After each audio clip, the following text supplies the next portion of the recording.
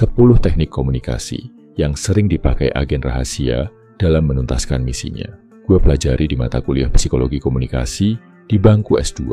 Gue share ilmunya gratis buat lo. Pakai dengan bijaksana ya bro.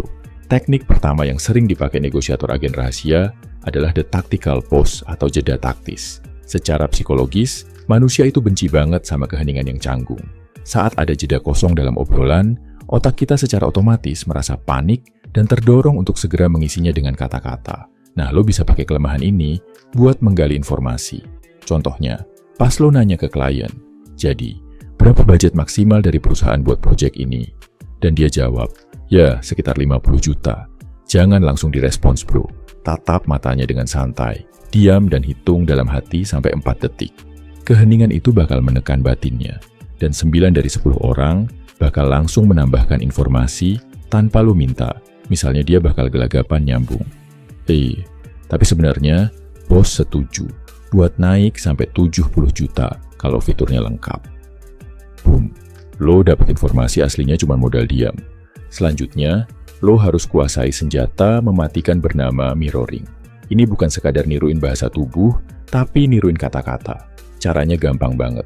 Lo cukup ulangi 1-3 kata terakhir dari kalimat lawan bicara lo, dan ucapkan dengan nada bertanya. Teknik ini bikin lawan bicara lo merasa didengarkan, dan secara otomatis memancing dia untuk menjelaskan lebih detail. Bayangin lo lagi ngobrol sama target incaran lo, terus dia bilang, "Gua tuh lagi capek banget sama kerjaan gua belakangan ini." Lo cukup balas dengan nada sedikit naik, "Capek sama kerjaan."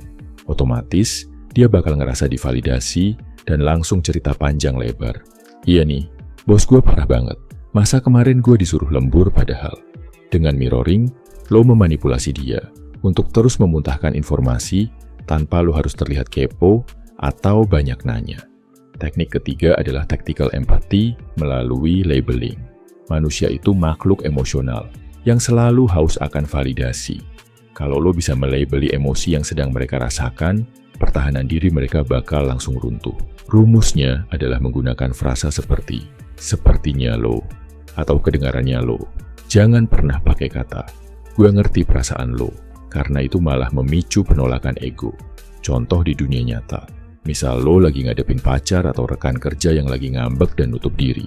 Daripada lo nanya, "Lo kenapa sih?" Mending lo pakai labeling.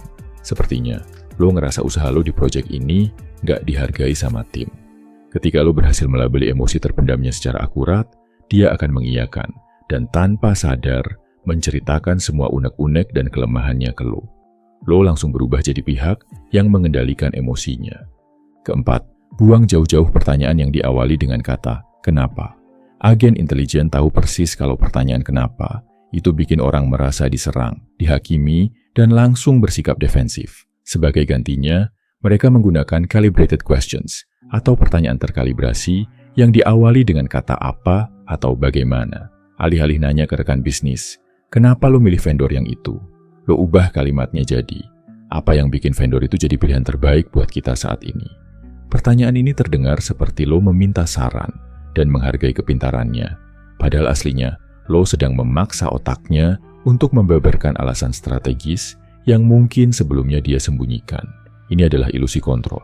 Mereka pikir mereka yang menyetir obrolan, padahal lo yang ngasih jalurnya. Masuk ke teknik kelima. Ini salah satu favorit para agen rahasia. Namanya the presumptive statement, atau pernyataan asumsi palsu.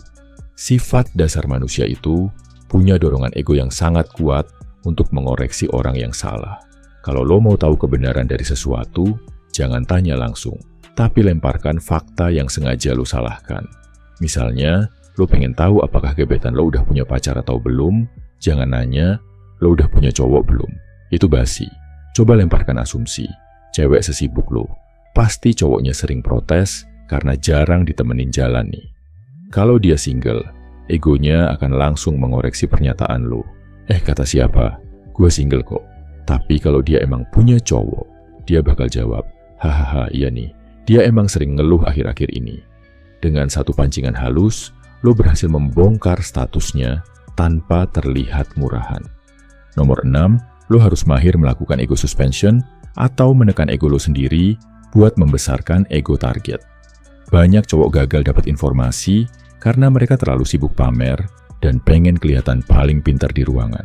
Kalau lo mau menyadap isi kepala orang, jadilah orang yang terlihat sedikit lebih bodoh dari mereka. Puji keahliannya dan biarkan dia merasa superior.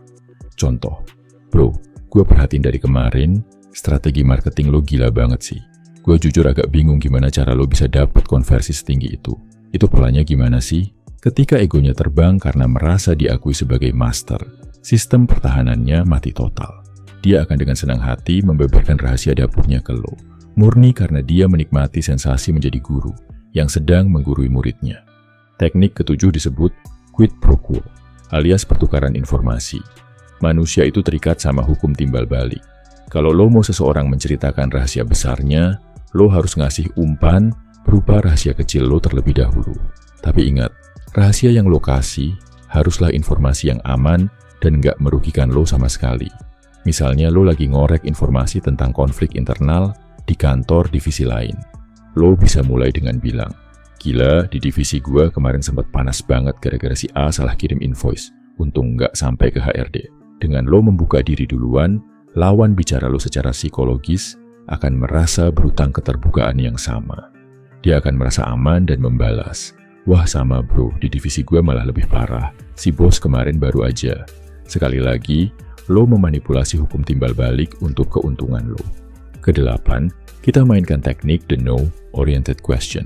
Sadar atau enggak, orang itu merasa terancam kalau didorong untuk bilang iya, tapi mereka merasa sangat memegang kendali dan aman saat bilang tidak. Agen negosiasi FBI sangat sering memancing jawaban tidak di awal obrolan. Alih-alih nanya, apakah lo ada waktu sebentar buat ngobrol? Yang mana bikin target merasa waktunya akan dirampas. Ubah jadi, apakah ini waktu yang buruk buat ngobrol? Target akan menjawab, enggak kok, silakan.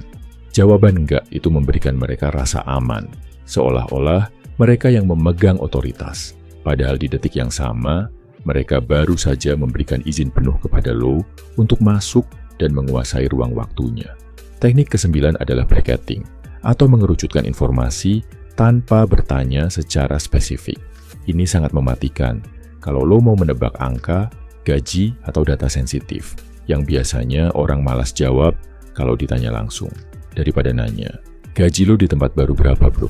Lo tembak dengan rentang angka yang ngaco untuk memancing respon spesifiknya. Wah, pindah ke SCBD nih, pasti gajinya di kisaran 20-30 juta ya sekarang. Kalau lo menebak terlalu tinggi, dia akan merendah dan memberi angka pasti. Hahaha, kejauhan bro, masih di belasan kok, sekitar 15-an lah. Kalau tebakan lo kerendahan, egonya yang akan bicara. Lebihlah dari itu, udah nyentuh kepala 4 nih. Lewat bracketing, lo memagari ruang geraknya sampai dia mengarahkan lo ke informasi yang presisi. Teknik terakhir yang menutup keseluruhan manipulasi ini adalah The Columbo Method.